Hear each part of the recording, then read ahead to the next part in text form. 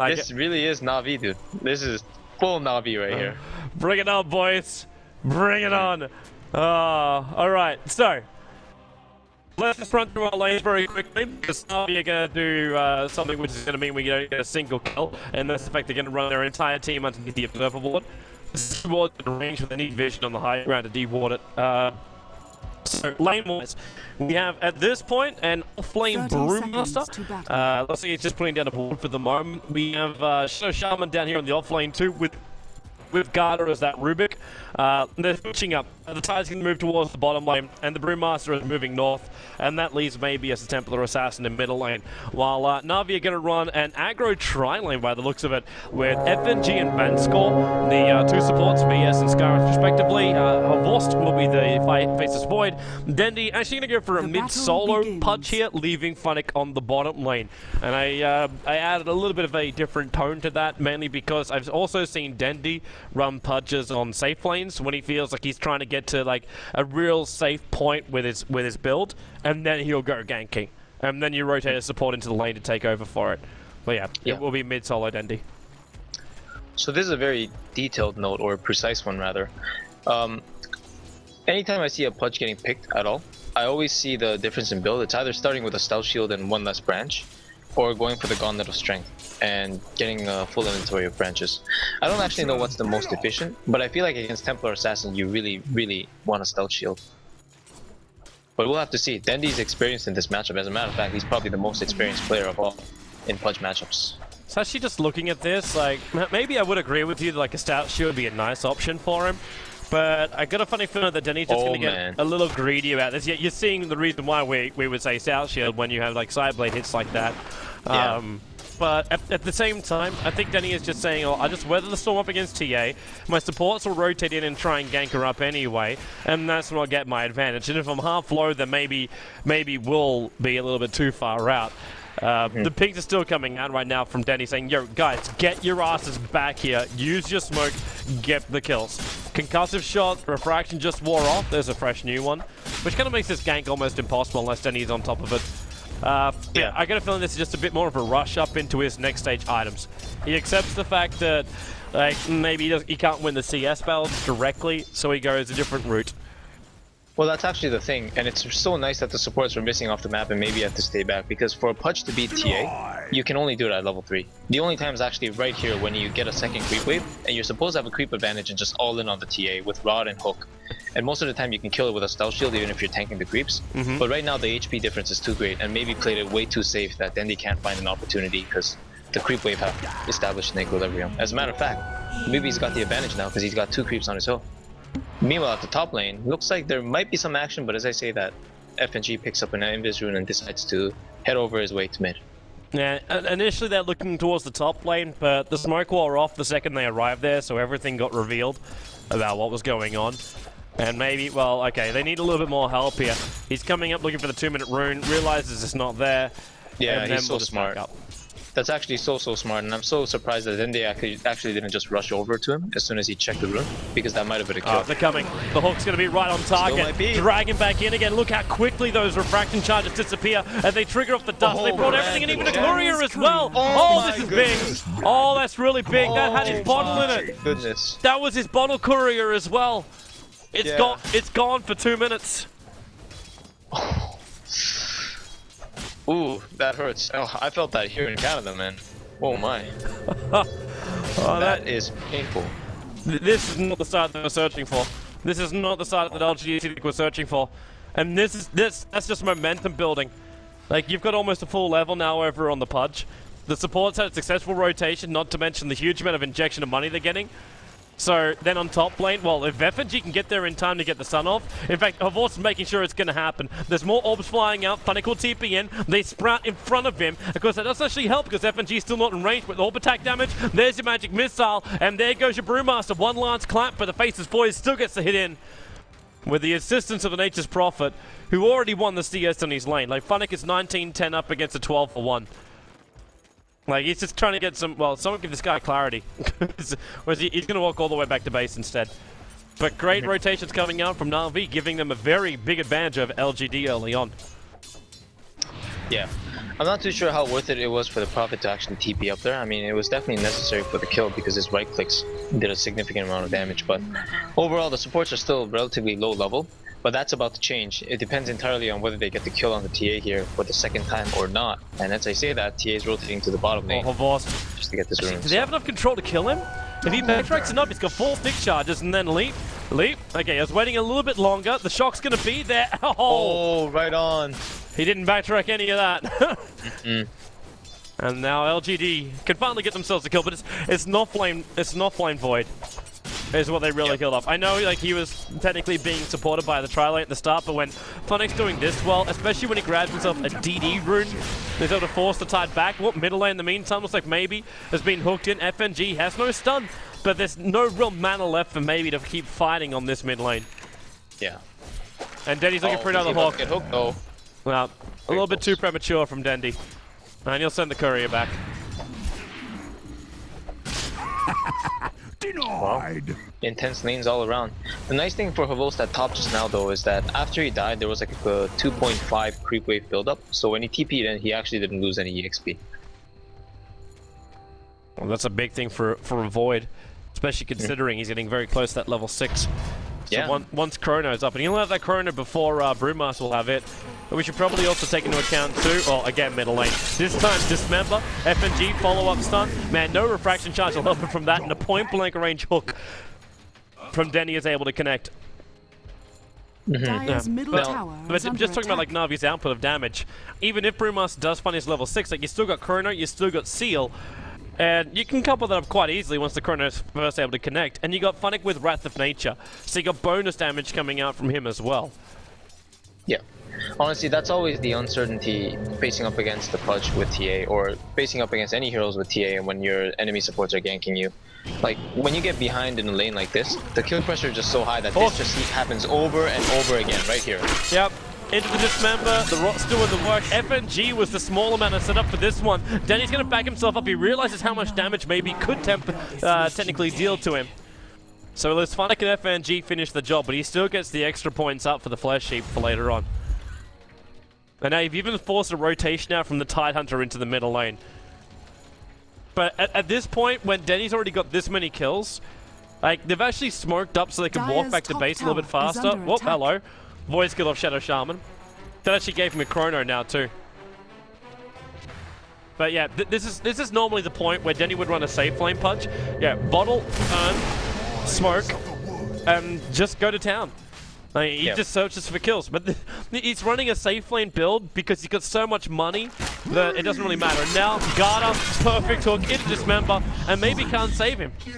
We have a killing spree. There's a 3-0 Pudge, and now there's support coming in, and maybe the Rabbit will get committed. But really, Dendi is still so tanky. He's got 1,200 line points. A hook to connect it to the Templar Assassin. Funnick, no sprout available. No extra stun from FNG until now has come off cooldown. You've got the Shadow Shaman walking forward. But FNG now is just like, well, okay. Hook. Yeah, he got him. Perfectly lined up, and then a double stun as well. Man, there's just so much damage. LGD.CDEC, they are getting crippled. They're getting completely destroyed by this lineup of Na'Vi. FNG on 7 line points. He's moving up into the tree line. He knows the support's going to be coming in, and actually maybe he finished his TP. The dust will trigger the Mel Strike into Dendi. Vanscore somehow still not level 6 after all these kills. But Na'Vi go 10-1 at 8 minutes into their first game here in the WEC. Who would have predicted Na'Vi to play like this? Wow, what a surprise. It's refreshing though. It's so refreshing to see them do something like this. Yeah, you know what's more refreshing is the fact that they've been doing it consistently over the last 2 weeks of matches, and it works every time almost. They're about to get another kill again. This TA has no idea. Well, she might have an idea as she backs, so that was a really, really nice move of awareness from her. But the smoke is still there, Toby. I got a funny feeling that smoke's always going to be on cooldown for Na'Vi. Yeah, you betcha. It's really letting him move, and we always remember like why the Pudge was initially like. You think about TI3. Like TI3, I think was probably going to be the best example. We are able to run like chaos lineups up against the Chinese, and they just don't know how to react. Like, you think, okay, well, there's a Pudge on the field. Well, we never play Pudge. The Chinese, like, I don't think there's really any players in China right now which you can class as like big Pudge players apart from well, black. And That's not a Chinese dude. no, he's not. No, he's not. But it's these heroes which just push you out of your comfort zone. And LGD.CDEC are definitely not comfortable in this game. No, certainly not. They've definitely never been exposed to this type of pressure and aggression coming out of Navi, and they're getting a good first-hand experience right now, and they better take a very big note of it because round 2 is coming up very soon. But Dendi right now, he doesn't even care about like round 2, let it come. This guy's been involved in 7 kills so far. When he actually gets up in the levels too, we should flag that one, that Denny's going to get a hell of a lot of life points when he starts actually leveling Flesh Heap. Yeah. You know what else also? Actually, I was clicking here his hero, and maybe I clicked on the wrong hero. It's a Tidehunter, never mind. He's rushing the mech on his team without the mana boots. I'm not too sure how well that's going to work out, but that's LGD trying to adapt to the situation and saying, okay, we're actually dying too much. Top lane, they got Vanscore, the Chrono, however, the Prophet Ulti is bouncing through. That's a lot of damage into the Rubik. The Shackle's over on Vanscore, but the Seal, he's still got it off on the Brewmaster. Brewmaster has a split, but Dendi, he's come into the fight, got the hook shot straight away. The Brewmaster split's actually been used, and they're like, well, why not fight? The Fire Brewling, we bring it down so Vanscore will live. He actually sealed for some reason over on the Storm Brewling, just trying to make it so they can't send someone like Dendi up and towards the air like that. But he's immune at the moment. And now you got Funnick sprouts up perfectly on the Brewmaster platform go, and the hook again from Dendi. He keeps finding the line for it. The Vor's also able to time walk himself out this one. The Seal's over on maybe more orb attack damage flying his way. Not to mention every time he seems to refract up, he's got a Dendi rotting right next to him. And FNG's coming in again. There's the magic missile stun. Dendi, the line is not quite right to get the hookshot over, but Funnick will come in instead. The Mel strike, but the blade melt from Funnick. Look at the damage even being put into the Tidehunter just then. Funnick will die. But it's still been a trade-off. They blew the Ravage to this. FNG's got another stun available. Dendi's also sitting back at not full life points, but full mana. Middle tower and LGD.CDEC, they just keep bringing more resources up to this top lane to try and defend up against Navi's aggression. Not sure if that's the right idea. If they even try to formulate a push from this, it would be a disaster as well, because this Pudge right now sitting at level 10 could shut down anything by himself, especially without the Panda ultimate. And wisely, they decide to just rotate into the jungle, slash their lanes to get their farm up, because they desperately need some farm right now to fight up this Navi lineup. I don't know where they're supposed to find it though, because we're at a point right now where, sure, they've lost no tier 1 towers, but this Pudge doesn't even care about tier 1 towers anymore. No, he actually wants them up so they can spend time to come closer to him. Look at that. Is FNG actually playing bait for Dendi? I kind of feel that was the case. So. Like, he was up at a point right there that Shaman or Rubik would have really felt like they would just run after him and have like a guaranteed kill. I don't know, man. This support VS they're in trouble. They're in trouble. Mystic Flare, the Prophet ulti was also triggered for that one. They seal him up and they're diving the Tide in the bottom lane. Sea Charge will keep him alive for the moment, but that Mech's a long way away from being completed. Garda with a big up on Vanscore and the Fateful, able to get a revenge kill. In the meantime, in middle lane, looks like the tier 1 tower has gone down, but it's going to be Garda to die in the bottom lane. He stole Sprout to try and keep Funnick away. But it doesn't work at the end of the day, and Funnick, well, the TA trap will go. He's got to TP himself out right now. And starts it, and he's away. Actually, what the hell? Funnick! He TP'd to the top lane! The Chrono will go. That'll get a kill over from the Shadow Shaman. The Brewmaster ulti was used, but Dendi, he just purchased himself a Blink Dagger. He's waiting, you can see the Earth Brewling, he's gonna get the timing for it, and well, there's no Blink. Trying to dodge, just runs in, gets the hook, rocks him up, and then finishes him with a dismember. Started with a D, but he got the D. Yeah. I mean, it's Dendi, man. If anybody gives the D, that's him for sure, but this game is just an overall domination. We look at Dendi's inventory right now. He's got the Blink Dagger. The only downside is he bought it at his base shop, so it's not flying out to him. This is like the big downside. But the big upside is the fact they're now going to take a tier 1 tower on the top lane. The trade-off's trying to be made in the bottom lane, but this TA pick just has not worked at all. Oh man. And she has no momentum. Like, the TA sitting at 3.9k net worth up against a 6.2 Prophet, a 6.2 Pudge, and a 5.6 Faceless Void. Her Vorce is even 4 for 1 in this game. I also want to ask you a question right now. What's going on with Natus Prophet when he gets a double null talisman and rushes a blade mail? It's a good build. Hey, said it the other day, and I think some other pros have already talked about it too. It started in Europe. T8. It's actually good. The hook won't latch. Massive wants to drop too, but he's just going to get farmed up. BS already swapping back in, maybe. There goes your Mystic Flare. Solo and Dendi. Short range blink. The Prophet Wrath of Nature is too much, man. Just tap it out. Tap it out. Mercy, please. Mercy. 21 to 4. Yeah, I don't normally want to call it too early, but this is just not gonna get any better for them. I think LGD.CDEC might want to commit to one more team fight with both their big ultimates, but as it stands, this game, that laning phase though, it was just the laning phase was over before it began. That's what happened. It was just over. Yeah, pretty much. I mean, when that courier with the bottle died and TA got first blooded, that is nail in the coffin right there. That was the time, man. That was the time. Shadow Shaman. That's a haste. That's a haste rune touch. He's gonna make a decision on who to hook. Dendi. Hook rate decreased. Hook rate definitely decreased. Now Brewmaster jumps in, goes to split, but Chrono again. It keeps the tide out. They send the void up and towards the air. The Funning trying to battle up the hook, saving FNG this time around. The fire brilling is down. The Ravage still available. The horse leaps himself away. She's trying to be swapped out by FNG, but then the Ravage will still connect on both the heroes. And they're chasing it down a little bit further. It looks like concussive shot stolen, and Vanscourt lets the ulti rip guard walk into it. Then he's swinging for a secondary hook, but he's the only player left alive. And now you see classic Navi. You get a very good start, but you throw a hell of a lot away. Yeah, Dendi actually, I don't know, I feel like he could have played a little bit of a bigger part in that fight there, but as it stands, I think he was just concerned that they lost the fight anyway and didn't want to go for anything extra. But regardless, they tried, and LGD.CDEC finally pulled off what they had wanted to do with their pick. The game plan was to use Tidehunter Ravage as well as the Panda ultimate to start the fight, have Rasta wards for a tower follow-up in any scenario, and looks like they're getting that. SPP's coming. Then he's looking for a way he can just hook someone out of position. FNG already sealed up. There goes your hook over on fire. So the Rubik's taking out this play for now, and they got an extra steal over on the Brewmaster. He's got no ult when they know how fast they can kill him. Whoop, that was a little bit of miscommunication. But then he will still get the kill, and he's chasing down after Tidehunter. Horse in the meantime just been chilling a little bit further down, but with the Mystic Flare, they mop up the life points of the Brewmaster. So even though LGD.CDEC do take a tower, Na'Vi take almost a fully flawless genocide against LGD. Yeah, 25 to 8 is the score, 16 minutes in, that's a total of 33 kills. We're looking at 2 kills every minute right now. In the first 16 minutes only. Not too shabby, man. Not too shabby. Not too shabby. And he's enjoying it. Now his second point up in Flash Heap, he goes up to 1,800 life points, 17 minutes in.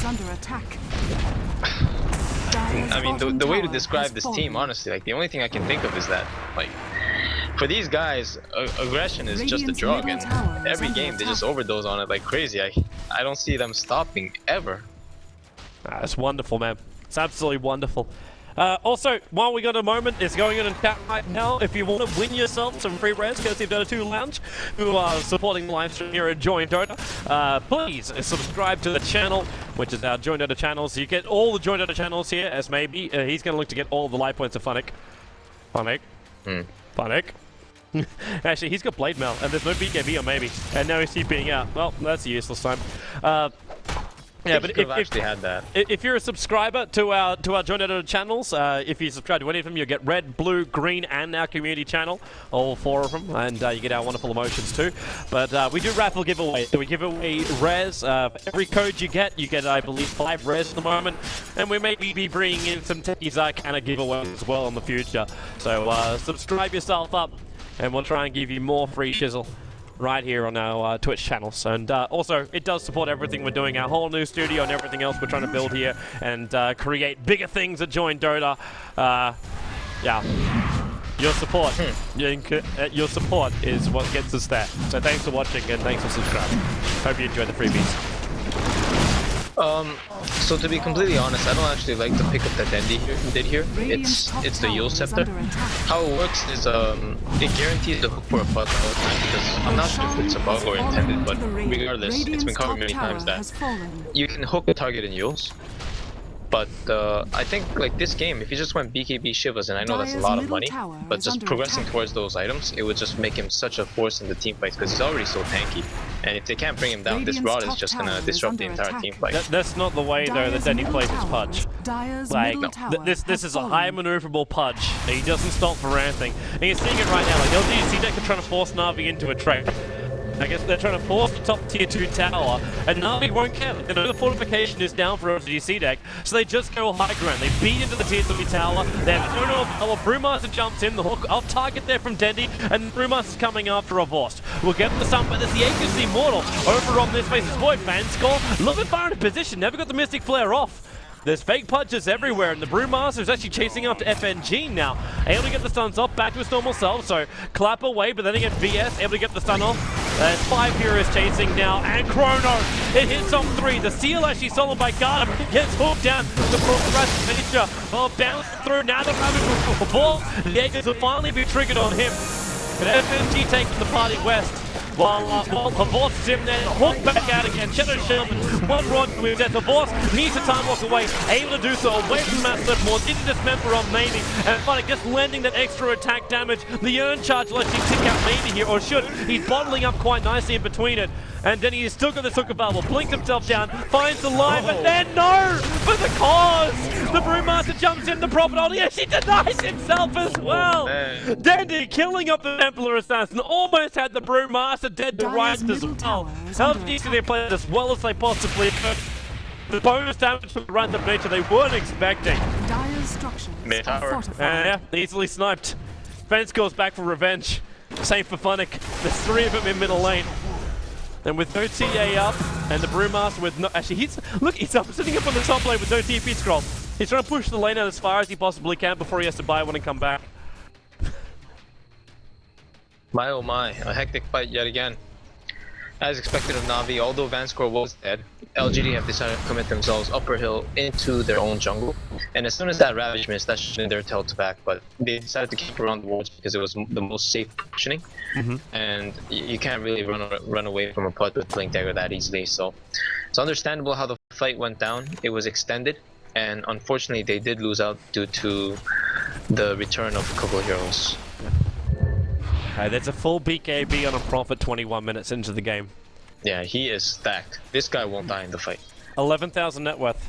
11,000 net worth. Denny's actually falling behind right now with that. Like, it's hilarious. If they kill him off, that's a hell of a lot of money. Denny, technically, like, that full death is a denial. I still don't know why these things count. I still don't know why it counts. It's not a kill for LGD and it's not a death, really, for the Pudge. It should be like, you have an extra denial counter. But he's 12-1-7 right now. So he's actually worth a hell of a lot of money if they can kill him.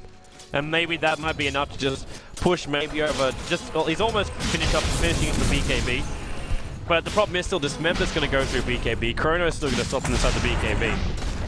Yeah, it's definitely mostly the Chronosphere. Like, if he gets the Chrono before the BKB even procs, then you know he's dead meat. So it's going to be really rough for him. A lot of pressure on him to just cast his spells, and already we've seen it getting locked down so much that I'm not even sure if I can expect much out of this Templar Assassin anymore. Dendi, perfect. Nice one. The Observer Ward set up for it perfectly, which is up on the hill, and yeah, you're seeing LGD.CDEC pick it out right now. But at the same time, it's not going to stop it. Funnick is pushing into the top tier 2 tower. Is under attack. The mid-ranks is obviously still not down yet, but looks like Dendi is confident to stand here. Man, this guy's got 2,400 life points, and he is going to get your BKB. But yeah. Like, come on, man. Like, they don't have enough damage like, with anybody. No, they can't bring him down right now. There's no way. Yeah. Like, all 5 of them focusing might be able to kill him, but when it comes to a proper team fight, like, you can't take this guy down. Look at him. Blink heals up. He goes in the Shadow Shaman. But the Tide was hovering right behind that Shaman. But they're keeping him split. Like, if Vorst knows he's got Chrono and BKB to protect him, Funnick also knows too, wherever he goes, he'll always have his BKB up his sleeve. Even if VS has picked up a Vit booster this early on. And on the Courier coming in, more Observer Wards. But I don't know if Na'Vi could even lose this game. They're 20,000 gold ahead, they're about 16,000 on the experience as well. The control is perfect. Yields again. 23 minutes. Looking for the hook. And he got it. Straight into the seal and Dismember. Oh, that corner though. 3 and a Mystic Flow's going to drop on the time because he's still got the 4 against his ulti off. He's thinking about it, but then most of them BKB to pass from a force. Who never actually uses BKB. Hooks off target from Dendi and now ties on the front lines, dishing out a lot of damage, at least Brewmaster. Able to get that split off, but look at Funny too. Triple kill for him. He's sat on the edge, just dishing out the damage. Now he'll turn back in, but he keeps getting sun up and weapon to force. Back in the engagement. In the crap out of 10 for assist while Denny is spinning around, maybe right round. Ultra kill for Funny. He'll die in the tree, or maybe he won't. He's tanking up, he'll turn back in and look for a rampage, and there it is. Maybe it's not currently injured, and now he kills himself. It's a double rampage. The blade barrel up, and he attacks him for a double rampage. Worth it, 100% worth it for Na'Vi. They will take mid-ranks now, Dire's middle and they'll barracks probably are even under take game number 1. Wait a second, did I just see a double rampage on 2 heroes? No, it's a double rampage on Fun. Oh, okay. It's a double rampage on Fun, but it seems the computer's actually broken right now, and it's a permanent rampage on the screen. It's not even the screen. Yeah, you're right. Rampage for everyone. The never-ending rampage to this Na'Vi's game number 1 forces the DG call out from LGD.CDEC, and will end the game. It is done perfectly. That's the way to actually describe it. It is just a rampaging game number 1. Yeah. So Toby, that was Navi's looking pretty good. Yeah. Let's see how they're doing game number 2, however. One snowball lineup works in the game, but a lot of work in a second. Stay, we'll find out.